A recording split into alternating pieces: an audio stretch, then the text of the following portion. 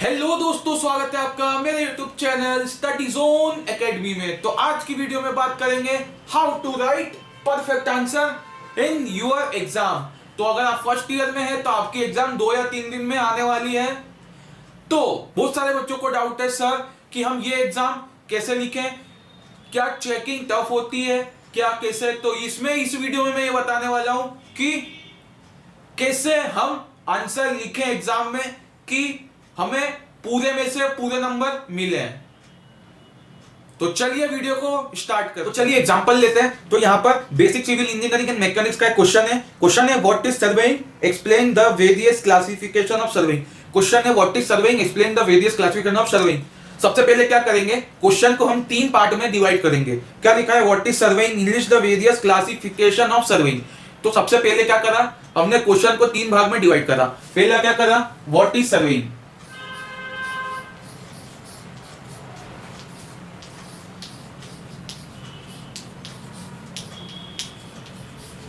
पहला ये पार्ट है, ठीक है। तो इसमें हमने क्या करा कि सर्वेइंग की डेफिनेशन आपने याद करी है, ठीक है। तो वो वाली सर्वेइंग की डेफिनेशन हमने कितने में लिख दी, आधे पेज में लिख दी।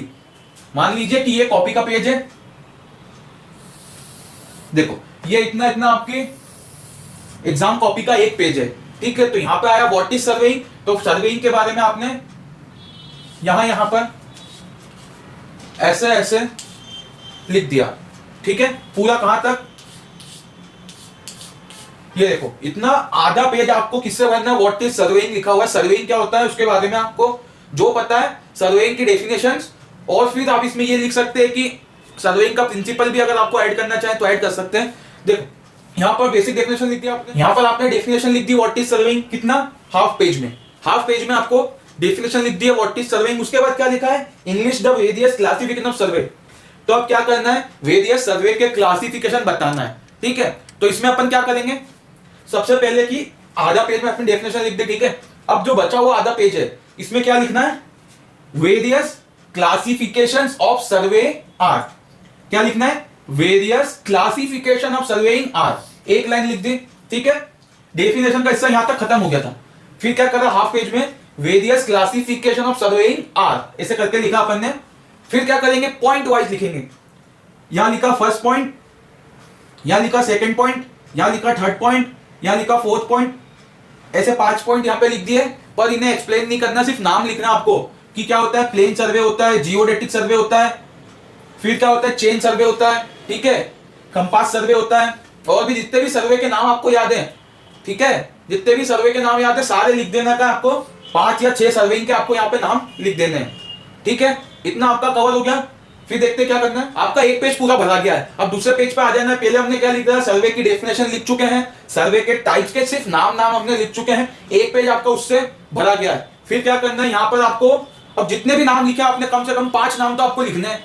5 नाम आपने लिख लिए, उसमें से 3 नाम ऐसे आप निकाल लो कि जिसको आपको लिखना आता है या आपको उसके बारे में थोड़ा बहुत मालूम है। अगर आपको उसके बारे में मालूम है तो आपको क्या करना है, यहाँ पर के बारे में थोड़ा डिटेल भी यहाँ पर लिखनी है। कैसे, तो देखिए आपने यहाँ पे लिख दिया प्लेन सर्वे, यहां डाल दिया आपने प्लेन सर्वे की हेडिंग इतने में। फिर यहां पर आपने ऐसे एरो करकर यहां से लिखना स्टार्ट किया प्लेन सर्वे का इतना। तो यहां पर आपने आपका आधा पेज भर दिया है। वापस से आपने कितना हो गया, एक पेज आपने पहले भर दिया था, दूसरा पेज आपने दूसरे का मतलब 1.5 पेज आपने, आधा पेज यहां पे भर दिया तो 1.5 पेज आपका भरा गया है। उसके बाद क्या करना है, एक और सर्वे था, तो क्या था, जियोडेटिक सर्वे। तो यहां पे ऐसा नाम लिख दिया आपने हाईलाइट करके, फिर ऐसा एरो बनाकर यहां पर भी आपने एक्सप्लेन कर दिया। तो यहां पर 2 चीज आपकी एक पेज में एक्सप्लेन हो गई है। उसके बाद क्या करना है, एक और सर्वे को आपको एक्सप्लेन कर देने का है। तो यहां पर आपने आधा पेज और भरने का है, कितना, आधा पेज और भरना है। तो आपने क्या करा है, एक क्वेश्चन में कितने पेज हो गए आपका, एक पेज, तो आधा पेज कितना हो गया इंट्रोडक्शन का, ठीक है। आधा पेज हो गया आपका कि लिस्ट ऐसा लिख दिया कि the various type of survey are, और ऐसे करके क्वेश्चन के टाइप लिख दिए। आधा पेज इसमें आपने कवर कर दिया। उसके बाद आपने आधा पेज क्या करा, कोई सा भी एक टाइप को आपने एक्सप्लेन कर दिया आधे पेज में, दूसरे टाइप को आधे पेज में और तीसरे टाइप को अगले आधे पेज में। तो यहां पर आपका 2.5 पेज भरा गया है। तो अगर आप ऐसे लिख करके आएंगे एग्जाम में तो आपको नंबर पूरे मिलेंगे। तो ये था बेसिक सिविल इंजीनियरिंग का। एक और एग्जांपल लेते हैं दूसरे सब्जेक्ट का। तो अब एक और क्वेश्चन देखते हैं यहां पर। तो यहां पे क्या होता है कि एक क्वेश्चन आता है जिसमें कि 4 क्वेश्चन आते हैं या कभी कभी 3 क्वेश्चन आते हैं। जैसे लिखा हुआ आता है यहाँ पे डिफाइन द फॉलोइंग, या लिखा हुआ आता है right A short note on. तो ये हर एग्जाम में आता है क्वेश्चन, मतलब हर सब्जेक्ट में आता है क्वेश्चन। कैसा क्वेश्चन आता है? ऐसा लिखा हुआ आता है right A short note on, और 3 टॉपिक लिखे हुए आते हैं। क्या लिखे हुए आते हैं? 3, 1 2 3 लिखे हुए आते हैं, या 1 2 3 4 4 नाम लिखे हुए आते हैं कि इन पर शॉर्ट नोट लिखो। कभी कभी उनमें से तीनों करना पड़ते हैं, या कभी 4 आते हैं तो 4 में से 3 अटेम्प्ट करना होते हैं। कैसे देख, तो ये बेसिक इलेक्ट्रिकल इंजीनियरिंग में क्वेश्चन है कि define the following with suitable diagram, RMS value, form factor, peak factor.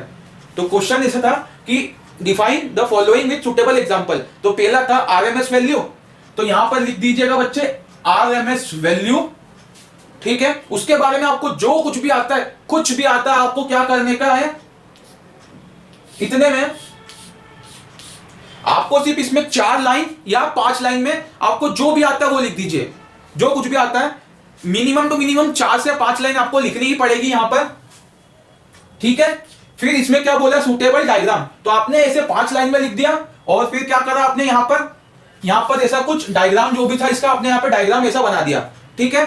फिर ये कितने पेज में आ गया? आधे पेज से ज्यादा पेज में आ गया। अब जो नीचे की जगह छूट रही है आपकी, उसको वैसे ही छोड़ दीजिए, कुछ भी लिखने की आपको जरूरत नहीं है, क्योंकि नीचे सिर्फ 4 लाइन या 5 लाइन ही बचेगी, तो उसको आपको पूरा छोड़ना है। फिर उसके बाद है फॉर्म फैक्टर, तो यहां पे वैसे ही फॉर्म फैक्टर लिख दीजिए। 4-5 लाइन लिखनी है आपको, मिनिमम 5 लाइन तो लिखनी ही है। उसके बाद आपको एक डायग्राम बनाना है, थोड़ा बड़ा बना दीजिएगा तो पेज भरा भरा दिखेगा आपका। उसके बाद लिखा है पीक फैक्टर, तो वैसे ही क्या करना है, पीक फैक्टर थोड़ा 4-5 लाइन लिख के डायग्राम बना देना है, नीचे की 4 लाइन छोड़ देनी है। तो ये क्या होगा, ये एक 14 नंबर का क्वेश्चन आता है। कितने नंबर का? 14 नंबर का क्वेश्चन आता है। इसमें आपको 3 क्वेश्चन करने पड़ते हैं, 3 के शॉर्ट नोट लिखने पड़ते हैं या डेफिनेशन लिखनी पड़ती है। तो ये आपका 3 पेज में आ जाएगा, ठीक है। तो ऐसे आपको क्वेश्चन सॉल्व करना है। और कुछ नादान बालक ये भी सोच रहे होंगे कि मैथ्स में भी पेज भर देंगे, तो मैथमेटिक्स में क्या है, जितना आपका आंसर है उतना उतना लिख दीजिए, स्टेप मार्किंग आपको मिल जाती है, तो मैथ्स से भी आपको घबराने की जरूरत नहीं है। तो दोस्तों आज की वीडियो में इतना ही, मिलते हैं अगले वीडियो में, तब तक के लिए बाय बाय, जय हिंद, वंदे मातरम।